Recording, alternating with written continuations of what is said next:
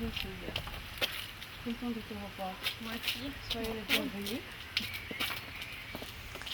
Alors Coris, est-ce que vous pourriez nous raconter un souvenir ou des souvenirs qui vous sont chers et qui vous ont marqué et qui pourraient un petit peu nous rappeler votre vie commune avec Armand, votre vie quotidienne avec lui, la façon dont vous étiez proche de lui dans l'élaboration de son travail au cours de ses nombreuses créations.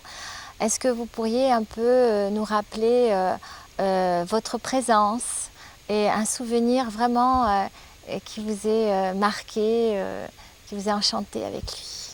Je dois dire, il y a beaucoup, parce que Armand, c'était un homme qui donnait beaucoup d'attention, c'était un amoureux, et il était tout doux, tout doux. Et je me rappelle une fois, j'étais ici à Vence, je ne pouvais pas rentrer à New York, et lui était à New York pour affaires sans moi. Et sachant que j'ai adoré à l'époque la nourriture chinoise de New York, de Chinatown, il est rentré en surprise avec toute une parpadelle de nourriture chinoise pour moi qu'il avait amené du restaurant. C'était encore chaud dans le thermos d'ailleurs. C'était absolument formidable. Et quelle est l'importance qu'il accordait justement à son travail dans votre vie quotidienne? Il est évident que le travail d'Armand pour lui, c'était primordial. Et cela de soi, moi je savais également, je travaillais à ses côtés. C'était important pour moi d'être à ses côtés, pour lui également. Par exemple, quand il travaillait à l'atelier, quand il finissait une série d'œuvres, il m'appelait si j'étais dans la même maison et non pas à l'autre côté de l'Atlantique. Il m'appelait que je descends pour voir ce qu'il avait terminé. Et si nous étions de l'autre côté de l'Atlantique séparés, il m'envoyait une fax, il faisait des photos, il m'envoyait une fax avec des mots pour m'expliquer ce qu'il venait d'accomplir dans son atelier. Et pour moi, c'était une forme de soutien au courant. Votre présence. Il appréciait beaucoup ma présence. Absolument. C'était important pour lui que vous soyez là et que vous donniez votre avis, votre opinion, votre vision de ce qu'il faisait?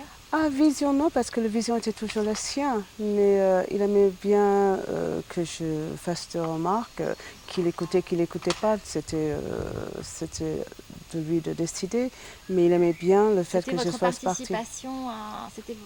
C'était sa volonté de votre participation auprès de lui. C'était tout à fait sa volonté, absolument. Voilà. Alors, vous nous avez dit qu'il était très généreux pour son œuvre, il était très généreux aussi pour les autres. Son travail était vraiment titanesque, était énorme. Il consacrait combien de temps dans la journée à son travail?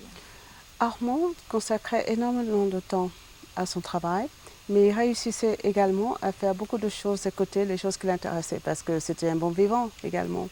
Il collectionnait avec acharnement, je peux dire. Il s'intéressait à énormément de choses. Nous allions au ballet, au concert. Mais la chose qui était importante pour lui, c'est qu'il finissait la journée tout de même d'avoir créé des œuvres dans son atelier, malgré toutes les choses qu'il faisait au longueur de la journée, qui m'a toujours laissé sidérer parce que je n'arrivais pas à comprendre la façon ou combien il a réussi à faire des choses dans une journée. C'était un mystère. C'était un mystère, totalement.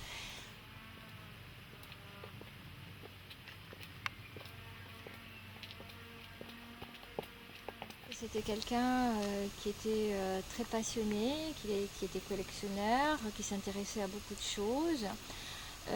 Comme collectionneur, qui était-il comme collectionneur? Armand était un collectionneur né tout d'abord. Ça vient de ses grands-parents paternels qui eux-mêmes collectionnaient des choses sans importance. Sa grand-mère dans la cuisine collectionnait les ouvre-bouteilles ou des bouchons de bouteilles, de ces choses-là. Et c'était marqué chaque fois 1922, 1900, il y avait le sens de collection. Et lui, par contre, il allait plus loin par sa curiosité pour l'art d'autres peuples qui l'intéressait énormément. Mais à un moment donné, nous avions 17 collections différentes. 17. Et chaque collection, ça va de montres, de stylos, de couteaux, de voitures, et bien sûr l'art africain et l'art contemporain. Ces collections étaient considérées d'une manière égale par Armand, c'est-à-dire il est considéré de la même manière, sans préférence l'une par rapport à l'autre, ou c'était le même amour, la même passion de pouvoir collectionner tous ces objets? La passion était toujours là pour pouvoir collectionner, mais il avait, je dois dire, il avait une faiblesse pour l'art africain.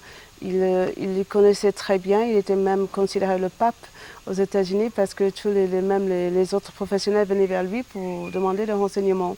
Il était très connaissant, il a fait pas mal de textes sur l'art africain et il a même créé... Il en parlait beaucoup aux États-Unis de sa collection d'art africain. Ça intéressait beaucoup les artistes qu'il fréquentait à l'époque à New York. Les artistes, pas forcément, il n'y a pas beaucoup d'artistes collectionnés de choses en dehors de leurs propres œuvres. Ah, c'est assez rare quand même. Hein, c'est assez rare et au niveau que collectionnait Armand.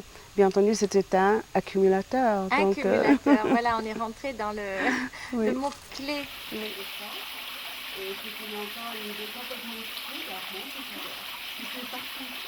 On a souvent parlé de lui comme quelqu'un qui a imposé un nouveau terme dans l'art, qui est à présent connu. On a parlé de lui comme un démocrate de l'art. Il a fait rentrer dans le monde de l'art un mot maintenant qu'on utilise très souvent, c'est la démocratie de l'art. Et qu'est-ce que c'était pour lui la démocratie de l'art? La démocratie de l'art pour Armand, ça voulait dire que toute culture était aussi importante l'un que l'autre. J'ai commencé à dire pour l'art africain, il avait fait une exposition qui s'appelait Les fragments de la sublime, The Fragments of the Sublime. Et il s'agissait des œuvres africaines qui étaient fragmentées, si vous voulez, comme ça peut être dans les œuvres de culture romaine. Et pour que les gens comprennent que l'art africain, même que ça soit abîmé d'une certaine façon, était aussi important. Il fallait le mettre à un niveau égal. Son caractère, qui était d'être quand même simple vis-à-vis de l'art, pouvait lui desservir vis-à-vis de la reconnaissance de son œuvre. Donc par conséquent, est-ce qu'il n'avait pas tellement la volonté, puisqu'il connaissait l'importance et l'enjeu de ce qu'il faisait, il n'avait pas tellement la volonté de vouloir rechercher la reconnaissance des institutions et des musées? Mais pas de façon que vous entendez peut-être, mais ça l'intéressait bien sûr qu'il soit reconnu pour son œuvre, pour son œuvre. Armand était acharné, comme je disais tout à l'heure, et il connaissait très bien les conséquences, mais parce qu'il était connu comme collectionneur également, donc c'était contre lui.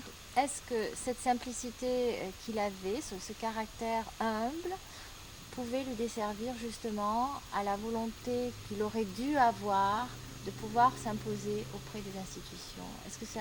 Parce que bon, on connaît le grand succès public auprès du public qu'il a eu, mais on sait aussi qu'il n'a pas eu cette volonté de vouloir absolument s'imposer auprès des institutions. Il a une volonté, comme je disais, différente que les gens attendent de d'autres personnes. Il était très indépendant, il savait ce qu'il voulait faire, il a toujours su ce qu'il voulait par rapport à son œuvre. Et Armand, il faut dire qu'Armand a eu tout de même plus de 400 one-man shows dans les musées, dans les institutions mondialement. Le rapport au niveau de son œuvre, de la consécration de son œuvre, est-ce que c'était lui, il n'avait pas la volonté de se rapprocher davantage des institutions pour la reconnaissance de son œuvre? Ce n'est pas comme ça se passe, c'est le musée qui vient vers lui. Oui. Comme je disais, il avait les expositions dans le monde, dans les musées, et son seul chagrin qu'il n'a pas eu la reconnaissance en France. En France. Et je crois que c'était son grand chagrin. Et j'espère un jour que ça va se redresser. Vous pensez que c'est son trop grand succès auprès du public qui a pu peut-être l'empêcher Je ne pense pas, je pense que c'est une question de politique, n'est-ce pas, dans les musées, et ça ne va pas plus loin que ça. Ça n'allait pas arrêter Armand ou empêcher Armand de faire ce qu'il voulait faire quand il voulait le faire, à tout moment, en ce qui concernait son œuvre. Il travaille, il allait en avant, on dit ça? Oui, oui. Il allait en avant. Il est toujours dans l'allant. En allant. Voilà. Oui. Il cherchait toujours des nouveautés pour une façon de présenter son œuvre. Ça pouvait être quelque chose déjà fait, mais une autre sorte de présentation qu'il faisait. Il renouvelait chaque fois. Il remettait en question. Il se remettait en question chaque fois, absolument. Il se remettait en danger. Euh, Son œuvre. Je ne sais pas qui se mettait en danger. Pour lui, c'était un défi chaque fois. Chaque fois pour lui. Je me rappelle un jour, quand il avait commencé à faire les bétons, en 1970, c'était des œuvres en béton. C'était vers, je sais pas, 1h du matin, on était couchés. Il m'a dit, tu sais chérie, il va falloir qu'on se serre la ceinture parce que j'ai fait les bétons, ça va pas se vendre, mais je dois le faire. Je suis obligée de le faire. Et je dis, ben, c'est très bien, tu fais ce que tu sens nécessaire de le faire de son œuvre. Bien entendu, les œuvres sont bien vendues, malgré ses craintes, mais il mitigeait pas, on dit ça?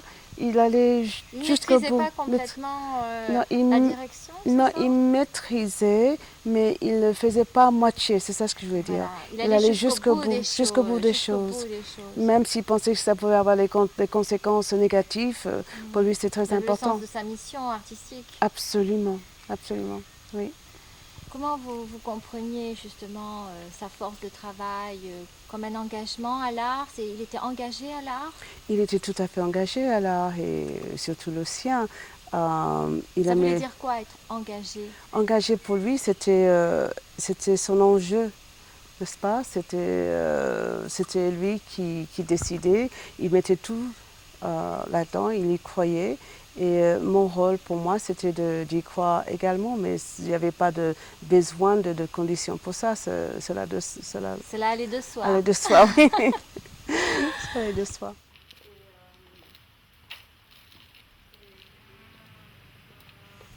Quand je regarde cette sculpture, je me rends compte que j'ai vraiment vécu une aventure extraordinaire avec Armand.